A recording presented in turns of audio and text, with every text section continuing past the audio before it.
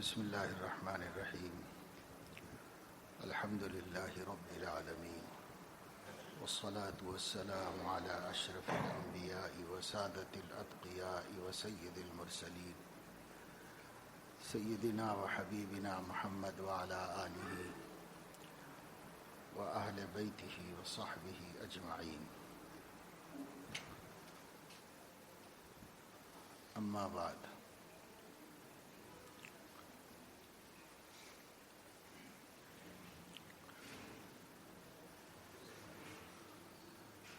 قال الله تبارك وتعالى: يا أيها الذين آمنوا قوا أنفسكم وأهليكم نارا وقودها الناس والحجارة عليها ملائكة غلاظ شداد لا يعصون الله ما أمرهم ويفعلون ما يؤمرون. صدق الله العظيم.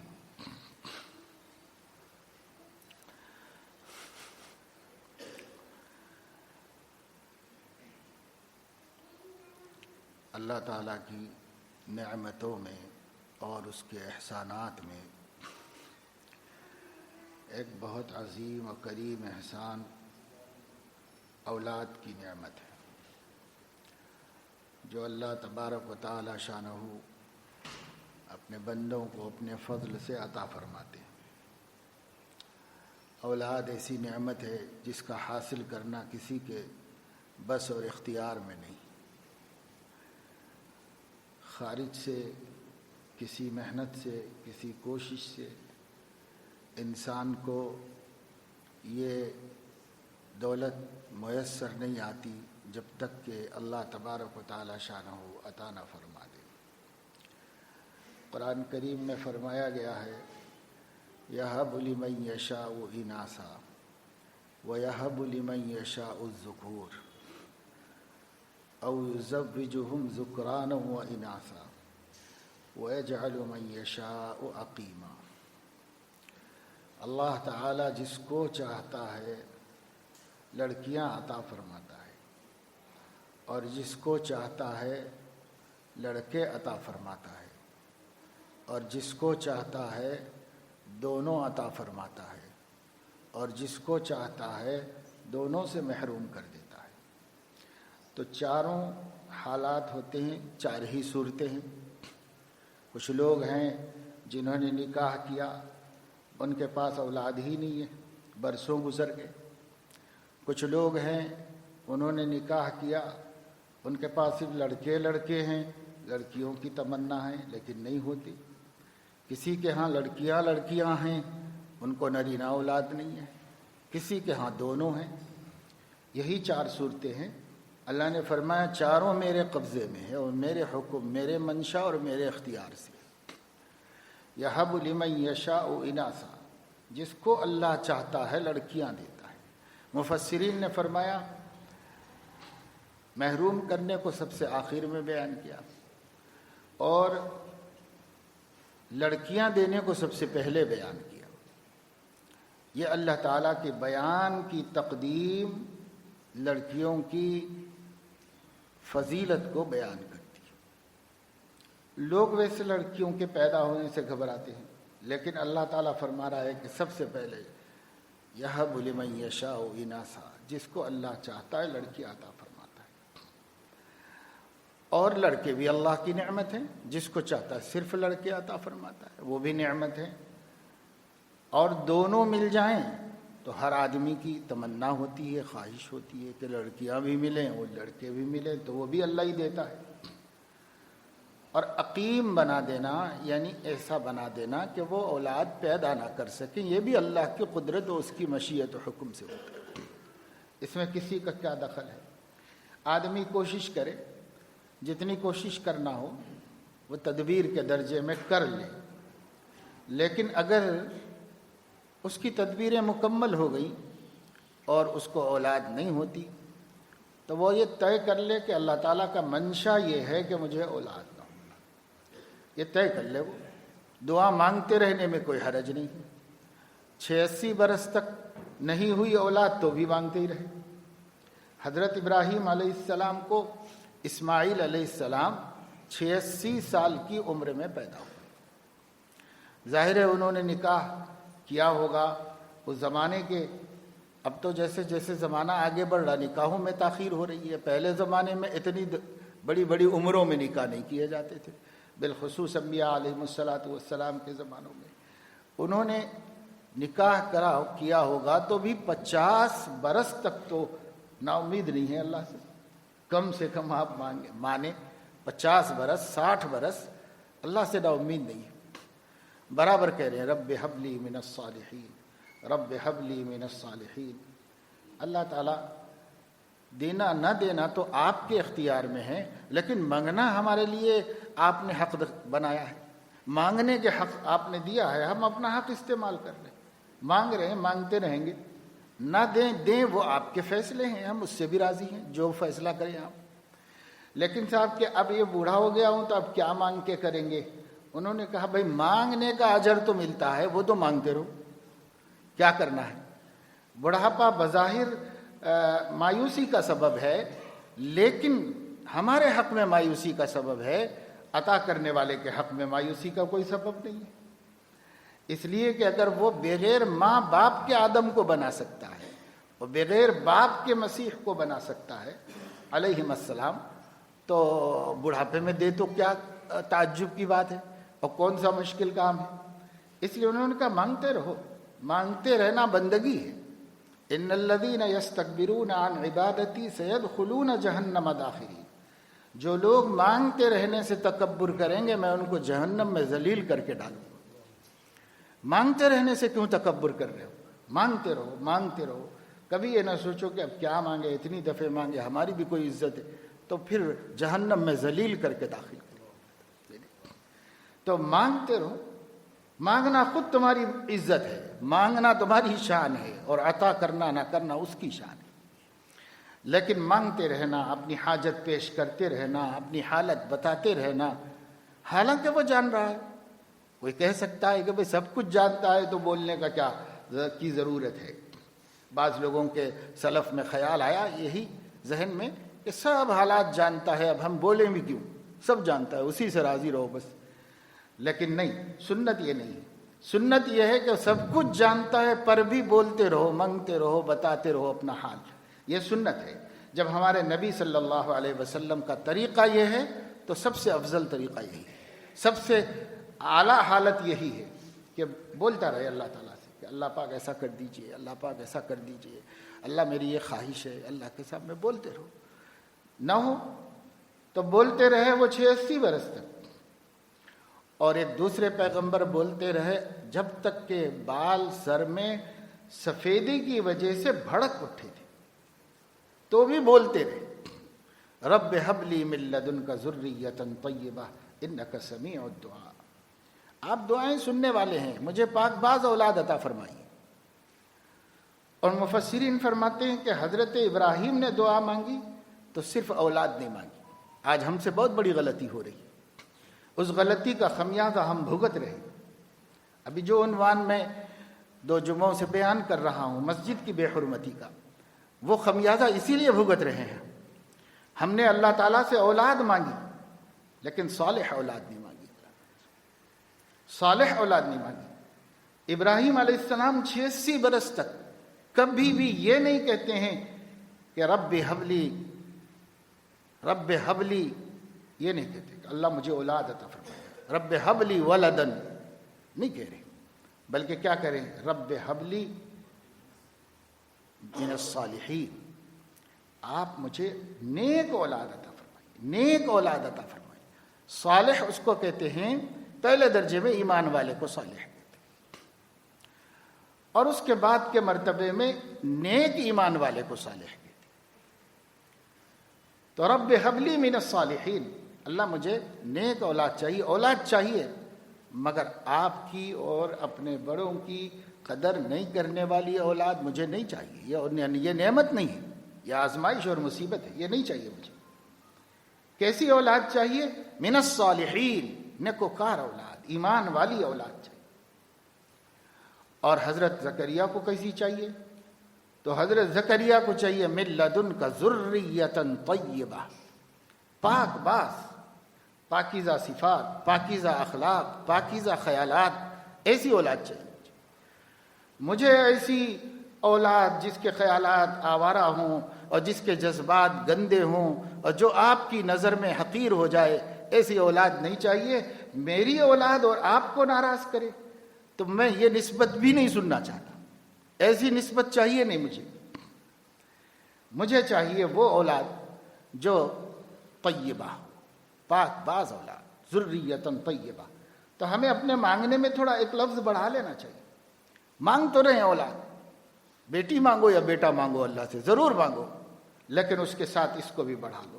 دینے والا جب وہ دے گا تو وہ صفت کے ساتھ بھی تو دے سکتا ہے، تو وہ اس صفت کے ساتھ دے گا، جیسا کہ ان مانگنے والوں کو دیا۔ کیسا بیٹا دیا؟ اسماعیل ذبیح اللہ۔ اور کیسا بیٹا دیا؟ حضرت اسحاق، جن کی جو خود پیغمبر ہے، دونوں پیغمبر بنائے گئے، اس لائق صالح اولاد اللہ نے عطا فرمائی۔ رب ہب لی من الصالحین، کتنا صالح، دونوں کو نبی بنا دیا اللہ نے، حضرت اسماعیل بھی۔ اور ایسے پیارے نبی کے قرآن میں اللہ نے ان کی تعریف کی، ان کا ذکر کیا۔ وَاذْكُرْ فِي الْكِتَابِ اسماعیل، اسماعیل میں اے نبی صلی اللہ علیہ وسلم، آپ قرآن میں، قرآن سنانے میں اپنی امت کو اسماعیل کا تذکرہ کریے، اسماعیل کا بھی سنائیے۔ انہ کان صادق الوعد وکان رسولا نبیا، وعدہ وفا کرنے والے تھے، رسول تھے، نبی تھے۔ کان یأمر اہلہ بالصلاۃ والزکاۃ، اپنے گھر والوں کو، اپنے ماتحتوں کو نماز پڑھنے، زکوٰۃ ادا کرنے کا حکم دیتے تھے۔ وَكَانَ عِندَ رَبِّهِ مَرْضِيًّا، اور وہ ان کے رب کے نزدیک پسندیدہ انسان تھے۔ ایسا بیٹا عطا فرمایا، حضرت اسحاق عطا فرمایا۔ حضرت اسحاق علیہ السلام کو نبی بنایا، پھر ان کو بیٹا دیا، اس بیٹے کو بھی نبی بنایا، اور اس بیٹے کا بھی تذکرہ کیا اللہ نے قرآن مجید میں، اور کہا کہ اے نبی صلی اللہ علیہ وسلم، کیا آپ اس وقت وہاں موجود تھے جب یعقوب انتقال فرما رہے تھے اور ان کے سامنے ان کی 12 اولادیں تھیں، اور وہ ان سے پوچھ رہے تھے کہ بیٹا میں تو جا رہا ہوں، میں نے تم لوگوں پہ محنت کی، توحید کا سبق سکھایا، بتوں سے ہٹایا، اللہ کی ذات عالی سے جوڑا، اللہ پہ یقین کرنا سکھایا، بہت حالات سے میں گزرا، تم گزرے، لیکن ہم اللہ تعالیٰ سے نہیں کٹے، اللہ سے جڑے رہے۔ اب میں مر رہا ہوں، تم سے پوچھنا چاہتا ہوں کہ میرے بعد کس کی بندگی کرو گے؟ میرے بعد کس کی بندگی کرو گے؟ اپنے بچوں سے آخر وقت میں پوچھ رہے ہیں۔ اور ما تعبدون من بعدی، بچے کہہ رہے ہیں نعبد الہک و الہ آبائک ابراہیم و اسحاق الہ واحدا ونحن لہ مسلمون۔ ابا اطمینان رکھیں، ہم اللہ کے فرما بردار رہیں گے، ہم توحید پہ قائم رہیں گے، ہم نہیں چھوڑیں گے اس دین کو جس کی آپ نے دعوت دی ہے، ہم اسی پہ جمے رہیں گے۔ اس اطمینان کو لے کر دنیا سے جا رہے ہیں۔ اللہ نے ان کا تعریف کی۔ پھر اسحاق پیغمبر، ان کے بیٹے یعقوب پیغمبر، ان کے بیٹے یوسف پیغمبر، اور ان کے بیٹوں میں اللہ تعالیٰ نے ہزاروں پیغمبر بھیجے۔ حضرت موسیٰ، حضرت عیسیٰ علیہم السلام بھی انہی کی اولاد میں، بنی اسرائیل میں سے ہیں۔ بنی اسرائیل حضرت یعقوب کی اولاد کو کہا جاتا ہے۔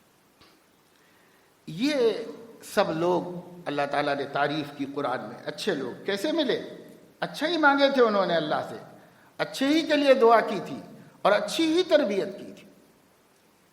کیا دعا حضرت ابراہیم علیہ السلام کر رہے تھے اس وقت جب کہ حضرت اسماعیل دودھ پیتے بچے تھے؟ تب انہیں لا کر مکے میں چھوڑا تھا اللہ کے حکم سے، وادی غیر ذی زرع، بے آب و گیا، جہاں نہ پانی نہ سبزہ، ایسی جگہ پر لا کے چھوڑے ہوئے تھے، پہاڑوں کے درمیان میں ایک وادی کے اندر، دور دور تک کہیں پر کوئی پرندہ پر نہیں مارتا تھا، دور دور تک کہیں پانی کی بوند دکھائی نہیں دیتی تھی، جہاں کوئی سبزہ نہ سایہ، چھوڑ کے گئے۔ اللہ تعالیٰ سے مانگا کہ اللہ آپ ہی دیکھ لیجئے ان مسائل کو، جن مسائل سے ایک باپ فکر مند ہوتا ہے اولاد کے لیے، آپ دیکھ لیجئے، آپ کا حکم ہے، ہمارا کام حکم کی تعمیل کرنا ہے، ہم نے لا کے یہاں چھوڑ دیا ہے، بچے کو، اس کی ماں کو، جس کا کوئی پرسان حال نہیں، جا رہے ہیں۔ جب حضرت ہاجرہ نے یہ صورتحال دیکھی تو وہ پیچھے پیچھے گئیں، کہاں لا کے ہم کو چھوڑا، موت کے منہ میں ڈال کے جا رہے ہیں، کیا ہے یہ؟ ایک دن 2 دن یہ بشکیزے میں پانی ہے، گھڑا بھر پانی، اور یہ ایک تھیلی میں کھجوریں ہیں، کتنے دن سہارا اس پہ کر سکوں گی میں زندگی کا؟ تو کچھ بولے نہیں، اس لیے کہ ان کے سینے میں بھی دل تھا اور اولاد کے لیے تڑپنے والا دل تھا۔ بولتے دل بھر آتا، شاید کوئی شکایت زبان سے نکل جاتی، شاید کوئی بے ادبی ہو جاتی، منہ بند رکھا، زبان بند رکھی۔ 1-2 مرتبہ پوچھنے کے بعد انہوں نے پوچھا، انہوں نے خود سے سوال کیا، کیا اللہ کے حکم سے یہاں چھوڑ کے جا رہے ہیں؟ اللہ امرک، اللہ نے آپ کو حکم دیا ہے کہ ہمیں ایسی جگہ چھوڑ دو جہاں زندگی کا کوئی وسیلہ نہیں؟ تو بس ہاں، اب ذرا ہمت آئی، فرمایا اللہ امرنی، جی اللہ ہی کے حکم سے ایسا کر رہا ہوں۔ تب حضرت ہاجرہ کہتے ہیں اطمینان سے تشریف لے جائیے، اللہ ہمیں ضائع نہیں کرے گا، اللہ نہیں ضائع کرے گا، آپ اطمینان سے جائیے، ہمارا خیال چھوڑ دیجیے۔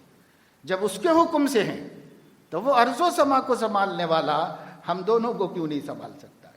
ہمیں بھی پالے گا، کہیں سے پالے گا۔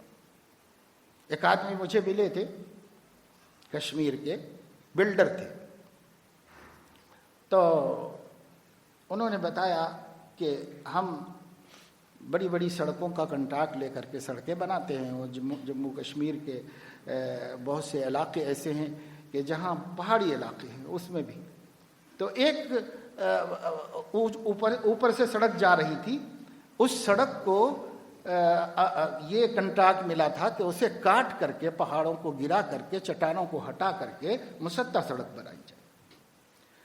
تو یہ جو کام چل رہا تھا تو ایک بہت بڑی چٹان جو ہے وہ گری، اور وہ گر کر کے اس کچے راستے پر آ گئی، جو ٹیمپروری بنایا جاتا سائڈ سے، جب بھی برج وریج بنتا ہے نا، سائڈ سے ایک راستہ بنا دیا جاتا ہے، تو اس ٹیمپروری راستے کو روک دیا اس نے آ کے گر کے۔ تو اب یہ بھی بند، وہ بھی بند، لوگوں کے لیے پریشانی، اس کو جلدی توڑنا تھا۔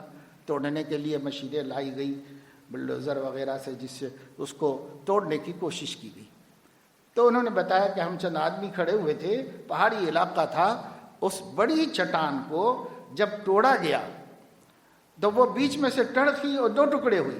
جب 2 ٹکڑے ہوئی تو اس کے اندر سے ایک نر ایک مادہ سانپ نکل کر کے جنگل کی طرف آہستہ آہستہ چلا۔ جو چٹان سب طرف سے بند تھی، زیادہ آنکھوں سے لوگ دنیا میں اللہ کی قدرتیں دیکھ رہے، جو چٹان سب طرف سے بند تھی، پوری ایک اکھنڈ، اس کو جب توڑا گیا پتھر کو، اس میں سے زندہ جانور ایک جوڑا نکل کر کے آہستہ آہستہ آہستہ جنگل کی طرف چلا گیا۔ اور پتھر میں پیدا ہونے، پتھر میں پلنے کی وجہ سے ان کے جسم پر، ان کی کھال پر ایسی خوبصورت ڈیزائن بنے ہوئے تھے، انہوں نے کہا کہ آنکھوں میں سے یہ نقشہ کبھی ہمارے ختم نہیں ہوتا، اللہ پاک نے ایسا بنا دیا۔ تو کہنے کا مطلب یہ ہے کہ جو خدا اکھنڈ چٹان میں، خالص پتھر میں زندہ جانور کو پالتا ہے اور اس کو روزی دیتا ہے اور اس کی زندگی کا سامان کرتا ہے، جہاں آکسیجن نہیں ہے اور جہاں پر کھانے پینے کی کوئی چیز نہیں ہے، کہیں سبزہ اور درخت نہیں ہے، پر وہ زندہ ہیں، کون دے رہا ہے ان کو روزی؟ وہی دے رہا ہے جو ماں کے پیٹ میں بچے کو زندہ رکھتا ہے، 3 اندھیروں میں زندہ رکھتا ہے، وہی اللہ ان کو بھی وہاں زندہ رکھتا ہے۔ تو کیا بڑی بات تھی کہ اللہ تبارک و تعالی شانہ وادی غیر ذی زرع میں، مگر یہ ایمان والوں کی باتیں ہیں۔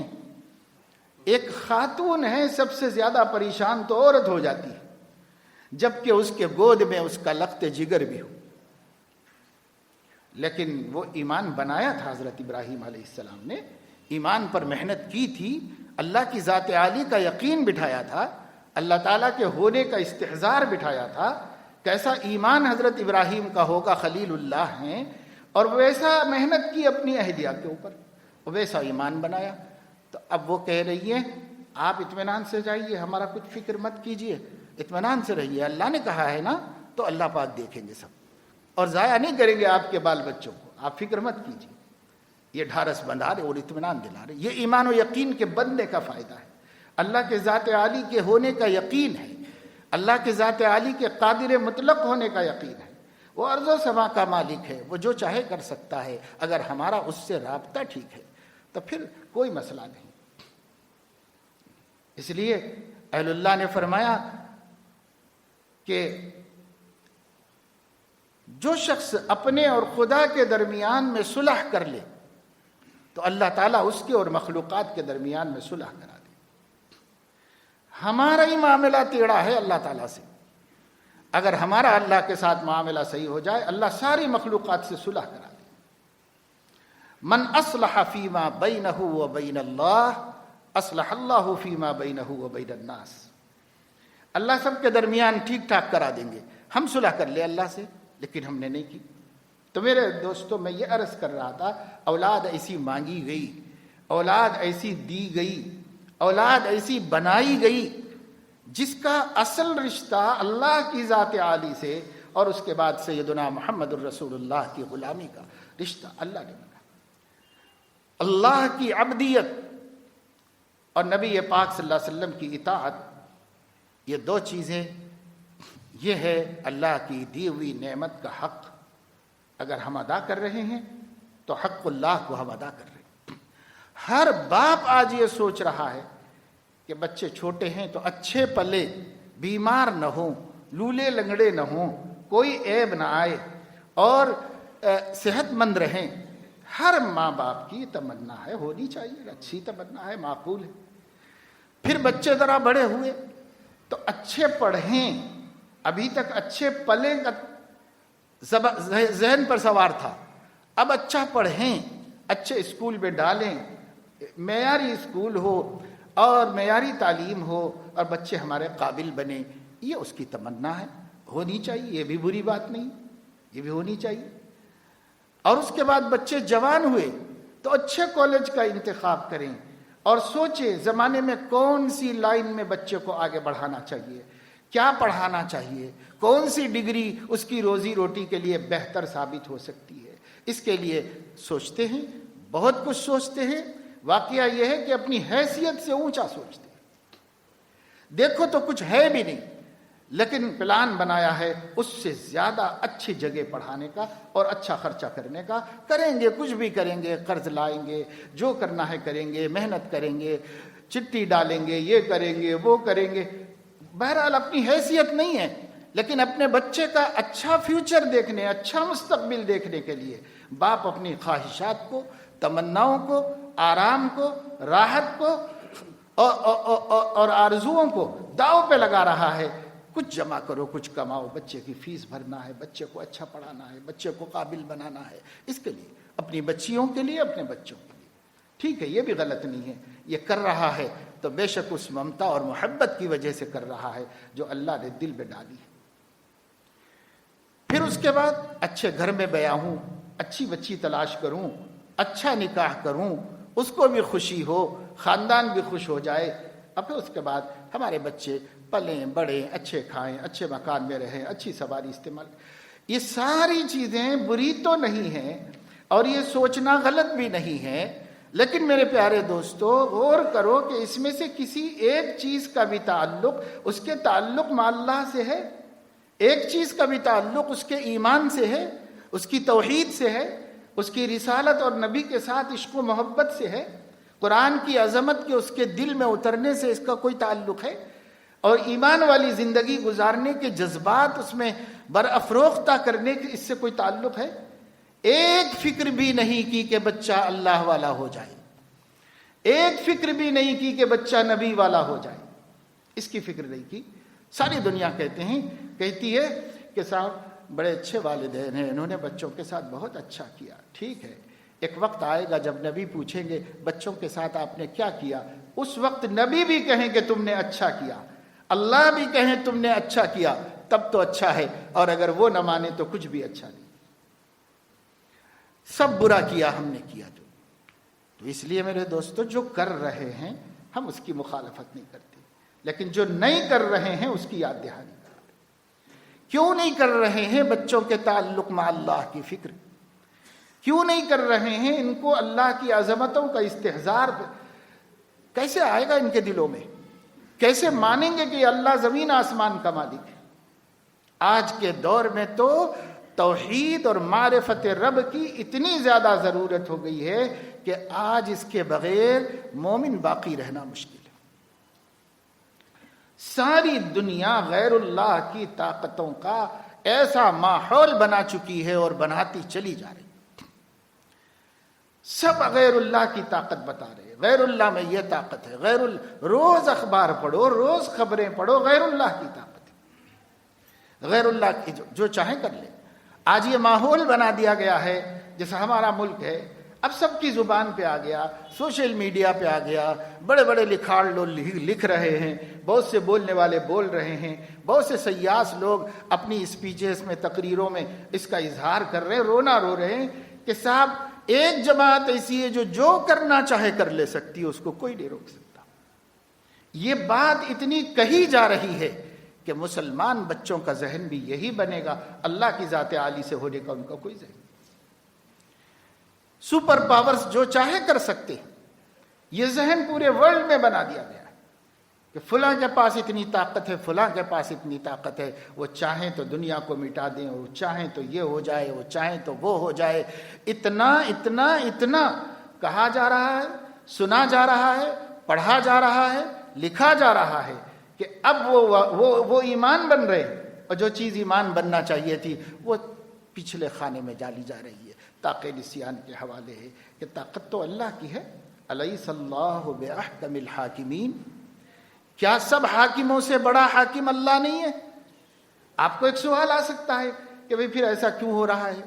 تو ہو اس لیے رہا ہے کہ ایک تو اس حاکم اعلیٰ کو جو کرنا چاہیے کرنے کا حق حاصل ہے، وہ کرتا ہے، اور دوسرے ہمارے نبی نے بتایا ہے کہ وہ حاکم اعلیٰ موافق حالات اتباع کے بعد کرتے ہیں اور مخالف حالات نافرمانیوں کے بعد بناتے ہیں. حالات اگر ہمارے مخالف ہیں تو اس حاکم اعلیٰ اور احکم الحاکمین نے ہمارا حال دیکھ کر یہ سب کچھ کیا ہے. اب اگر ہم حال بدلیں گے تو وہ بھی بدلے گا اپنا فیصلہ. ان اللہ لا یغیر ما بقوم حتی یغیروا ما بانفسہم. ہمارا حال کیا ہے؟ ہم نے اپنے بچوں کو دین نہیں سکھایا، ایمان نہیں سکھانا بھی نہیں چاہ رہے ہیں. کتنے گھرانے ایسے ہیں جو سکھانا بھی نہیں چاہ رہے ہیں، اس واسطے کہ وہ یہ سمجھ رہے ہیں کہ اگر بچوں کو یہ سب مذہبی دینی باتیں بتائی جائیں تو بچے پرانے خیالات کے ہو جائیں. اور آپ کا خیال تو پرانا ہی ہے، 1442 برس پرانے خیال پر ہی جانا ہے. چاہے دنیا کتنی بھی آگے جائے، دنیا کے ساتھ ہم ہیں، کھانے میں، پینے میں، رہنے میں، سہنے میں، سہولیات میں جو چیزیں پیدا کی جا رہی ہیں، جو ٹیکنالوجی وجود میں آ رہی ہے، اس سے جو راحتیں مل سکتی ہیں، اس سے جو آرام حاصل ہو سکتا ہے، آپ کو کس نے منع کیا؟ لیکن خیال آپ کا 1500 برس پہلے کا خیال وہی ہوگا جو سیدنا محمد الرسول اللہ صلی اللہ علیہ وسلم نے دیا تھا. آپ اس خیال کو چھوڑ نہیں سکتے، اور اس خیال کو چھوڑ کر مومن باقی رہ نہیں سکتے. آج آپ دیکھ رہے ہیں فرانس میں کیا ہو رہا ہے. جو بیانات آ رہے ہیں، بار بار یہ بیانات آ رہے ہیں، ہم مسلمانوں سے پیار کرتے ہیں، ہم مسلمانوں سے کوئی حسد نہیں رکھتے، ہمیں مسلمان عزیز ہیں، ہمیں اسلام سے بھی کوئی تکلیف نہیں ہے، اسلام بڑا اچھا مذہب ہے، ہم اس کا احترام کرتے ہیں، ہم اس کی عزت کرتے ہیں. تو آپ کو تکلیف کس سے ہے؟ تکلیف سیدنا محمد الرسول اللہ صلی اللہ علیہ وسلم سے ہے، جن کے خاکے بنا بنا کر ان کی توہین کی جاتی ہے. اور تکلیف اس مسلمان سے ہے جو سیدنا محمد الرسول اللہ کے دین و دعوت پہ قائم رہنا چاہتا ہے، اس سے تکلیف ہے. اور جو مسلمان ان کی مرضی کے دین پہ رہنا چاہتا ہے، وہ بہت اچھا مسلمان ہے، اس مسلمان سے ان کو کوئی تکلیف نہیں. اور ایسے مسلمان ابھی بھی ان کے گود میں ہیں، ان کے ساتھ ہے، پشت پناہی کر رہے ہیں، ووٹ دے رہے ہیں اور ان کی ہر بات تسلیم کر رہے ہیں اور دوسروں کو ترغیب دے رہے ہیں. مان لو نا بھائی ان کی بات کیا غلط ہے. تو وہ یہ کہہ رہے ہیں کہ ایمان تمہارے عقیدہ ہے، دلوں میں رکھ لو، دماغوں میں رکھ لو، ہم کو اس سے کوئی مطلب نہیں. کلچرلی تم مسلمان نظر نہیں آنا چاہیے ہم کو، اور عقیدے کے خلاف ہو جائے تو اس کے خلاف آواز نہیں اٹھانا چاہیے. بات آ رہی ہے صرف ہمارے آقا کی عداوت کی اور ہمارے آقا کے رستے پر چلنے والوں سے عداوت کی. باقی فرضی قسم کے نام نہاد اسلام سے ان کو محبت ہے اور نام نہاد مسلمانوں سے ان کو محبت ہے، اس سے کوئی دنیا میں اختلاف کرنے والا نہیں. سب پیارے ہیں، سب ان کے چاہنے والے ہیں. یاد رکھو، جسے خدا کے دشمن ٹھکرا دیں وہی خدا کے پیارے ہیں. جس کو خدا کے دشمن ٹھکرا دے وہ خدا کے پیارے ہیں. انہوں نے ٹھکرایا اس لیے ہے کہ وہ خدا کے پیارے ہیں، اس لیے انہوں نے ٹھکرایا. اس لیے خدا کے دشمنوں کا معیار نہیں ہے کہ وہ قبول کرے تو ہم اچھے مسلمان ہیں اور وہ رد کر دے تو ہم برے مسلمان ہیں.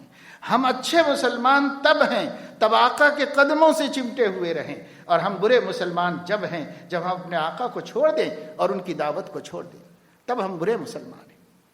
اس لیے اب اپنے بچوں پہ محنت کرنا ہوگا. اگر خدا نخواستہ آنے والے دور میں ہم سے یہ کہا جائے کہ دیکھو یہ ہے، ہم نے کچھ اصول بنا دیے، 15 دن میں مان لینا پڑے گا، اور نہیں مان لو گے تو پھر ہمارے ظلم و ستم کا سامنا کرنا پڑے گا، اس وقت توحید والے بچ سکیں گے. ورنہ سب کے سب اس وادی ہلاکت میں گر کر ایمان و دین کا سودا کر بیٹھے. کیا کر رہے ہیں آپ اپنے بچوں کو مسجد کا ادب نہیں سکھا سکے، آپ خدا کا احترام کیا سکھائیں گے؟ آپ نبی پاک صلی اللہ علیہ وسلم کی عظمت کیا سکھائیں گے؟ ان کی ایک ایک سنت کی وقعت کیا سکھائیں گے؟ اتنے بڑے مفکر حضرت مولانا ابو الحسن علی ندوی رحمۃ اللہ علیہ ہندوستان میں گزرے ہیں. آج سے 35 برس پہلے ملک کے بدلتے ہوئے حالات میں حضرت نے ایک تقریر کی تھی.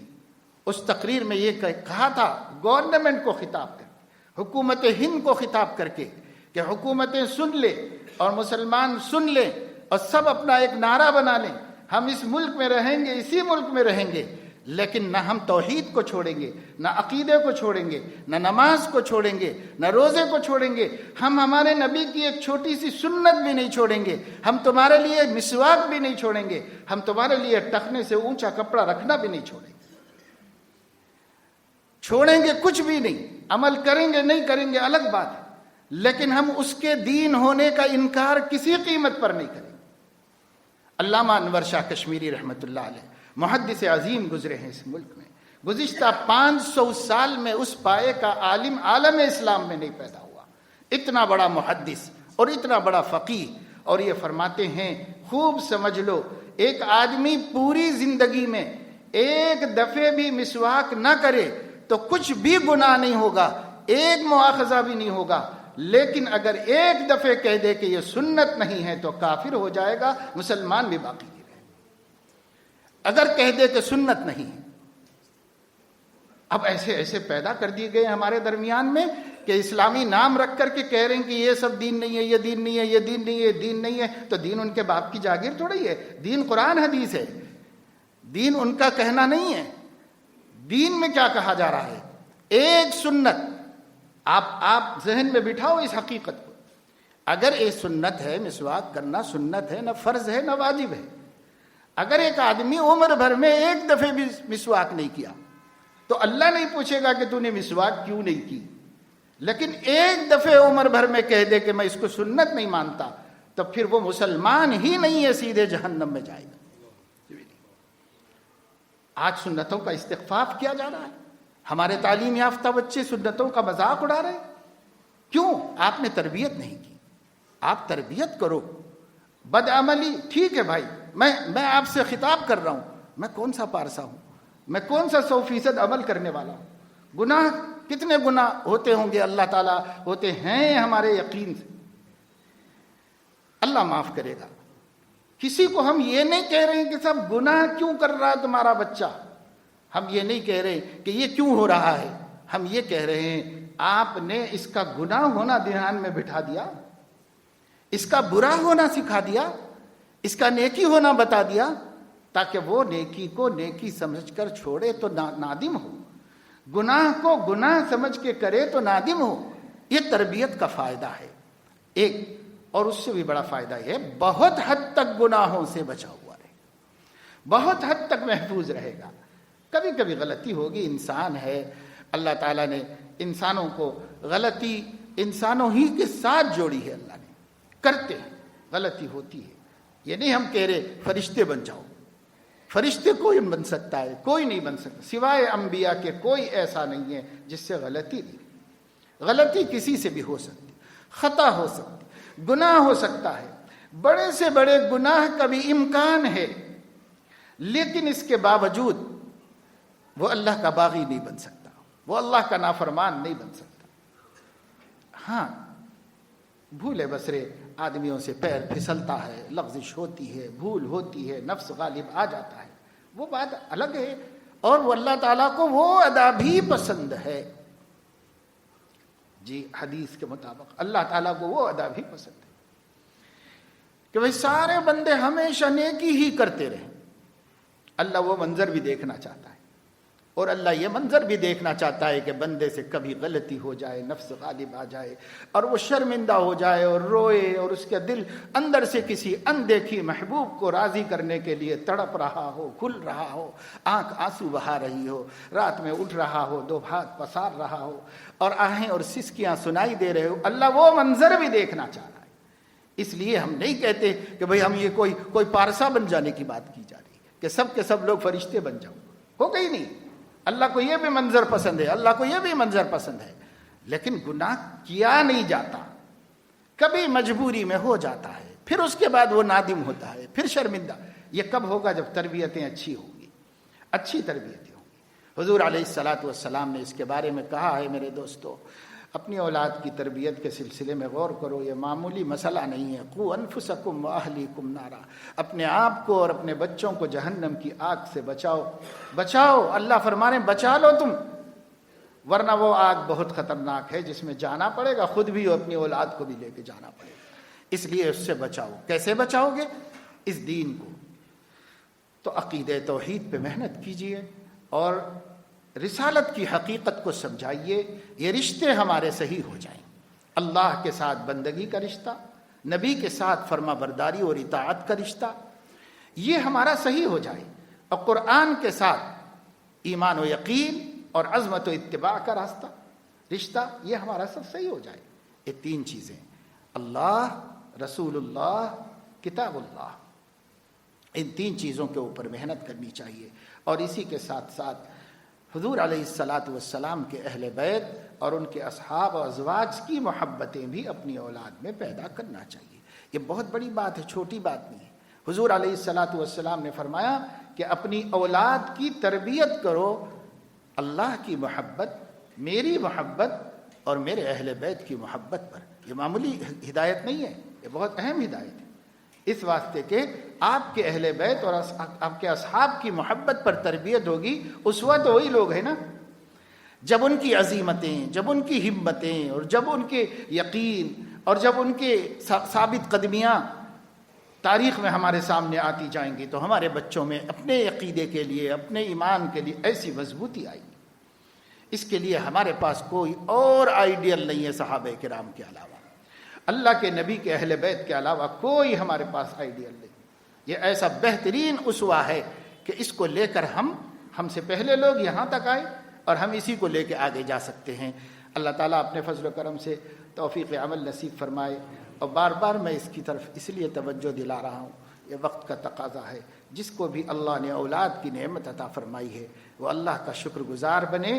شکریہ یہی نہیں ہے کہ ان کو دیکھ کے خوش ہو جائے، شکریہ یہ ہے کہ ان کو اللہ والا بنانے کی محنت کرے، اور اللہ سے اس کے رشتے کو مضبوط کرے اور محبت پیدا کرے۔ اللہ تعالی ہم سب کو توفیق عمل نصیب فرمائے۔